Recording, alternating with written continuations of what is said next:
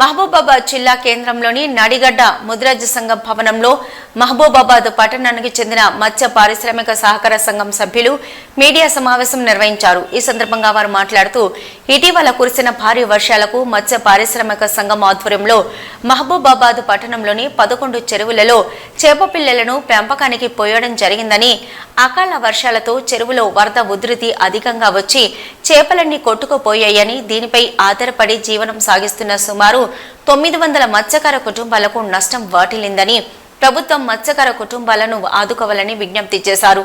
అంతేకాకుండా మహబూబాబాద్ పట్టణంలో ఉన్న చెరువులలో చాలా వరకు కబ్జాకు గురయ్యాయని, FTL బఫర్ జోన్లలో 2006 నుంచి రాజకీయ పలుకుబడితో చాలా వరకు అక్రమాలకు గురైనాయి. చెరువులను కబ్జా చేసి శాశ్వత నిర్మాణాలు చేపట్టారని, కబ్జాకు గురైన చెరువులను ప్రభుత్వం రక్షించాలని, హైదరాబాద్లో హైడ్రాతో ఎలా అయితే చెరువులను రక్షిస్తున్నారు అలాగే మహబూబాబాద్ జిల్లా కేంద్రంలో FTL బఫర్ జోన్లలో వెలిసిన నిర్మాణాలను తొలగించి చెరువులను పరిరక్షించుకోవాలని ప్రభుత్వాన్ని కోరారు. మీడియా సమావేశంలో మత్స్యకార సంఘం నాయకులు, సభ్యులు పాల్గొన్నారు. సీఎం రేవంత్ రెడ్డి గారికి సహకరించిన ఎమ్మెల్యే మురళీ నాయక్ గారికి మత్స్య కార్మికులు కృతజ్ఞతలు తెలియజేస్తున్నాం.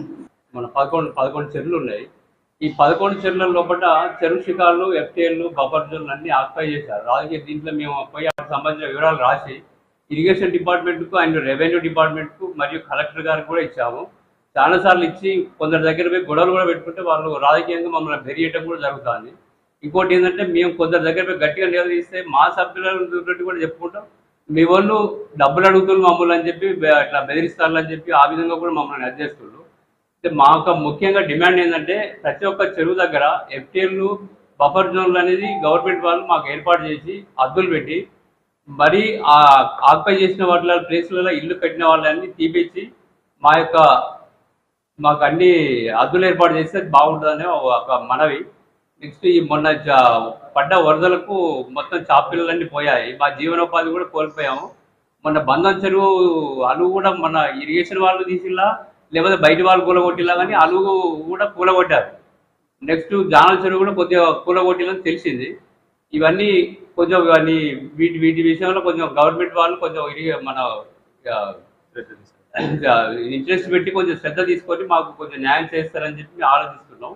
వాళ్ళ యొక్క చేతివాటం చూపించి 2006 నుంచి మొదలు పెడితే ఇప్పటి వరకు మేము జీవన పోరాటం చేస్తూనే ఉన్నాం, కోర్టులకు పోతూనే ఉన్నాం, జైల్లోకి పోతూనే ఉన్నాం.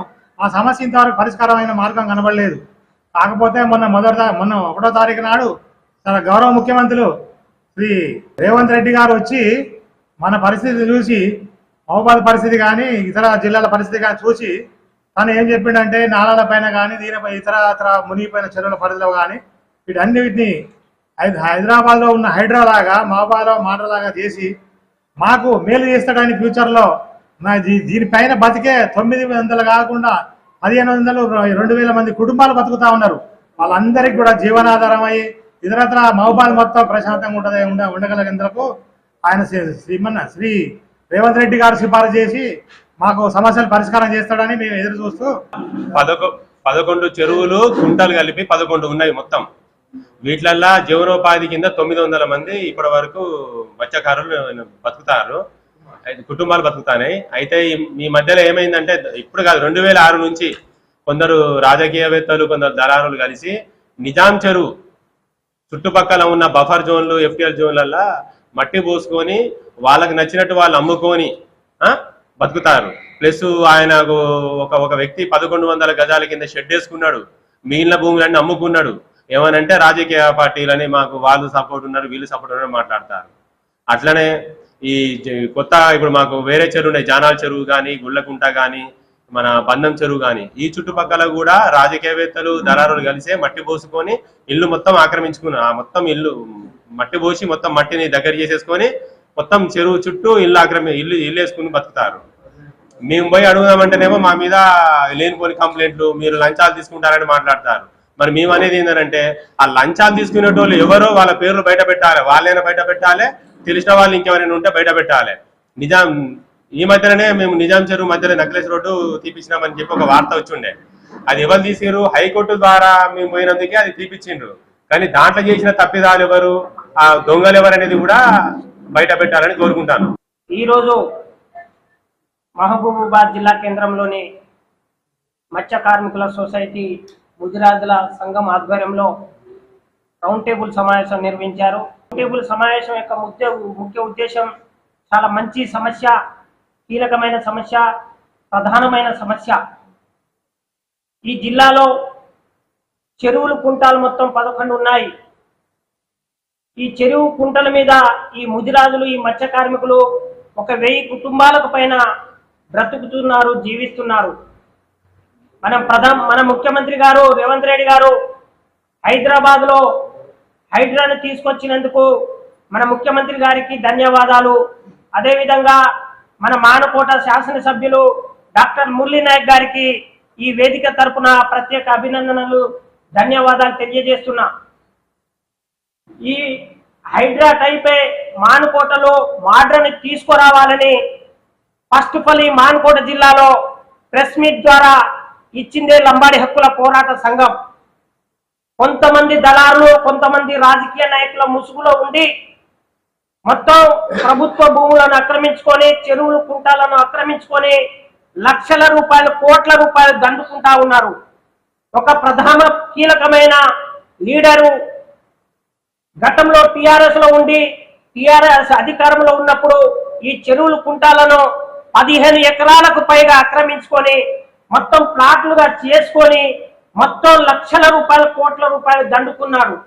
ఇప్పుడు మళ్ళీ అధికారంలో ఉన్న కాంగ్రెస్ పార్టీలోకి వచ్చి మళ్ళీ చెరువులు కుంటలను ఆక్రమించుకొని లక్షల రూపాయలు బినామీల పేరుతో ఇక్కడ ఈ ఇరిగేషన్ ఈ సమ్మిరెడ్డిని లావాదేవీలో లక్షల కోట్ల రూపాయలు సమ్మిరెడ్డి తీసుకొని మొత్తం ఈ ప్రాంతంలో వరదలు రావడానికి కారణం ఈ నాయకులే.